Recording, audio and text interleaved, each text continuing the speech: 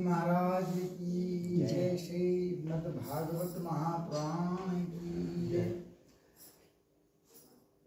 आज गज और ग्रह का पूर्व चरित्र एवं उनका उद्धार। ये हाथी और मगर कौन थे? श्री सुखदेव जी कहते हैं, परीक्षित, जब भगवान ने गजेंद्र को छुड़ा लिया और ग्रह का मुख जो था वो फाड़ कर गजेंद्र को आजाद कर दिया, उसी समय ब्रह्मा, शंकर आदि देवता, ऋषि और गंधर्व श्री हरि भगवान के इस कर्म की प्रशंसा करने लगे तथा उनके ऊपर फूलों की वर्षा करने लगे। स्वर्ग में दुंदुभियां बजने लगी, गंधर्व नाचने लगे, ऋषि, चारण और सिद्धगण भगवान पुरुषोत्तम की स्तुति करने लगे। इधर वो गिरह तुरंत ही परम आश्चर्य में दिव्य शरीर से संपन्न हो गया। ये गिरह इसके पहले हुहु नाम का एक श्रेष्ठ गंधर्व था। इनके नाम होते हैं हुहु और हाहा। देवलोक में इनका काम होता है हंसना और हंसाना। देवलोक के साथ से उसे ये गति प्राप्त हो गई थी। एक बार श्राप मिल गया, अब भगवान की कृपा से वो मुक्त हो गया। उसने सर्वेश्वर भगवान के चरणों में सिर रखकर प्रणाम किया। इसके बाद वो अपने भगवान के सुयश का गान करने लगा। वास्तव में अविनाशी भगवान ही सर्वश्रेष्ठ कीर्ति से संपन्न है। उन्हीं के गुण और मनोहर लीलाएं गान करने योग्य हैं। बाकी और कोई बात गाने और बताने योग्य नहीं होती। भगवान के कृपापूर्ण स्पर्श से उसके सारे पाप नष्ट हो गए। उसने भगवान की परिक्रमा करके उनके चरणों में प्रणाम किया और देखते देखते वो अपने लोक की यात्रा करने चला गया। गजेंद्र भी भगवान का स्पर्श होते ही अज्ञान के बंधन से मुक्त हो गया और भगवान का ही रूप प्राप्त हो गया। चतुर्भुज, वो पीताम्बरधारी एवं चतुर्भुज बन गया। गजेंद्र पूर्व जन्म में द्रविड़ देश का पंडसी राजा नाम था। उसका नाम था निर्दुम्न। पांडवी देश का राजा था, उसका नाम था निर्दुम्न। वो भगवान का एक श्रेष्ठ उपासक एवं अत्यंत यशस्वी था। एक बार राजा इंद्रदुम्न राजपाट छोड़कर मलय पर्वत पर रहने लगे।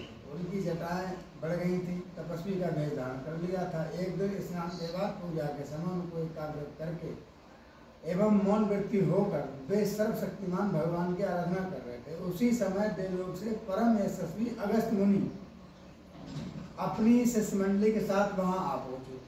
अगस्त मुनि, उन्होंने देखा कि ये प्रजा पालन और गृहस्थोचित अतिथि सेवा आदि धर्म का परित्याग करके तपस्वियों की तरह एकांत में चुपचाप बैठकर उपासना कर रहा है। इसलिए वे राजा इंद्रदुम्न पर क्रुद्ध हो गए। उन्होंने राजा को श्राप दे दिया। इस राजा ने गुरुजनों से शिक्षा नहीं ग्रहण की है। अभिमानवश परोपकार से निवृत्त होकर मनमानी कर रहा है। ब्राह्मणों का अपमान करने वाला ये हाथी के समान जड़ बुद्धि है। इसलिए इसे वही घोर अज्ञानमयी हाथनी की योनि प्राप्त हो। श्री सुखदेव जी कहते हैं, परीक्षित साप एवं वरदान में समर्थ अगस्त ऋषि इस प्रकार साप देकर अपने शिष्य मंडली के साथ वहां से चले गए थे। राजा निर्दुम्न ने ये समझ सोचकर संतोष कर लिया कि मेरा प्रारब्ध ही था। इसके बाद आत्मा की विस्मृति करा देने वाले हाथी की योनि को प्राप्त हो गया। परंतु भगवान की आराधना का ऐसा प्रभाव है कि हाथी होने पर उन्हें भगवान की स्मृति हो ही गई। भगवान श्री हरि ने इस प्रकार गजेंद्र का उद्धार करके उसे अपना पार्षद बना दिया। गंधर्व, सिद्ध और उनकी इस लीला का गान करने लगे और वे पार्षद रूप गजेंद्र को साथ लेकर घोड़ पर सवार होकर अपने अलौकिक धाम को चले गए। हे कुरुवंश शिरोमणि परीक्षित, मैंने भगवान श्री कृष्ण की महिमा तथा गजेंद्र के उद्धार की कथा तुम्हें सुना। ये प्रसंग सुनने वालों के कलिमल और सुपन दोष को मिटाने वाला एवं यश, उन्नति और स्वर्ग देने वाला है। इसी के कल्याणकामी, इसी से कल्याणगामी संतगण, दृष्टिगण दुख, सुपन आदि की शांति के लिए प्रातः काल जागते ही पवित्र होकर इसका पाठ करते हैं। परीक्षित, गजेंद्र की स्तुति प्रसन्न होकर सर्वव्यापक एवं सर्वभूत स्वरूप हरि भगवान के सब लोगों को सामने ही उसे ये बात कही थी। भगवान ने कहा था, और भागवत जी में बतला रहे हैं कि 3 अध्याय की ये कथा होती है। यदि कोई इन 3 अध्याय का रोजाना नित्य प्रतिदिन पाठ करता है तो बड़े से बड़े संकट से वो मुक्त हो जाता है। जैसे गजराज हाथी संकट से छूट गया, भगवान तत्क्षण उसकी रक्षा करते। भगवान कहते हैं, इधर श्री सुखदेव जी परिषद को सुना रहे हैं। भगवान ने कहा, जो लोग रात के पिछले पहर में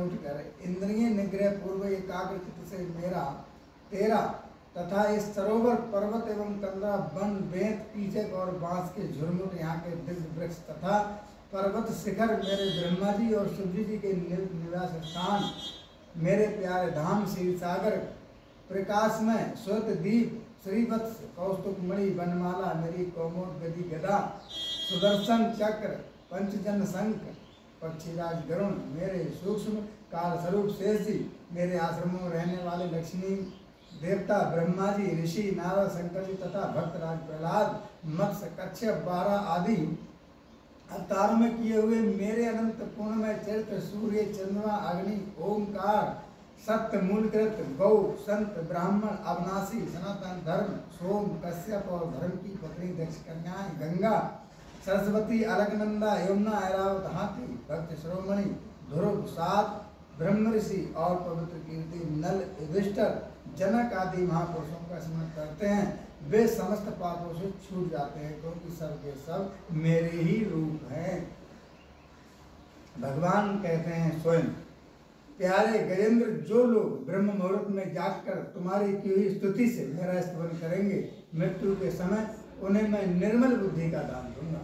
भगवान ने हाथी से कहा, गजेंद्र, जहाँ जितने लोगों का मैंने नाम लिया है उनका कोई भी व्यक्ति सुबह पाठ करता है और जो स्तुति तुमने हमारी की है 3 अध्याय में, गजेंद्र, जो लोग ब्रह्म मुहूर्त में जागकर सुबह, जैसे हम लोग सुबह को कथा पढ़ते हैं, तुम्हारी की स्तुति से मेरे स्तवन करेंगे, मृत्यु के समय मैं उन्हें निर्मल बुद्धि का दान प्राप्त करूंगा। बोली कृष्ण भगवान की जय। श्री सुखदेव जी कहते हैं, परिषद भगवान श्री कृष्ण ने ऐसा कहकर देवताओं को आनंदित करते हुए अपना श्रेष्ठ शंख बजाया और गरुड़ पर सवार होकर वो वहां से चल दिए। बोली श्रीमद् भागवत महापुराण की जय। श्री हनुमान जी महाराज की। प्यारे भक्तों, भगवान की कथा निर्मल है, उसको रोजाना श्रवण करना चाहिए और हम तो रोजाना भगवान की कथा को सुनते हैं और आपको सुनाने का भी प्रयत्न करते हैं। और इसलिए ज़्यादा नहीं तो वैसे तो आलू की पूरी चीज चाहे वहाँ से आप सुन सकते हैं, पढ़ सकते हैं सभी से। हर अध्याय हर जगह हर श्लोक बढ़िया है, लेकिन हर अध्याय का अपना एक महत्व होता है। तो ये गजेंद्र मोक्ष की जो कथा है ये 3 अध्याय की है। एक श्रीमद् भगवत पुराणे परमहंसाय सहिताम अष्टम स्कंदे गजेंद्र मोक्ष नाम 4 अध्याय।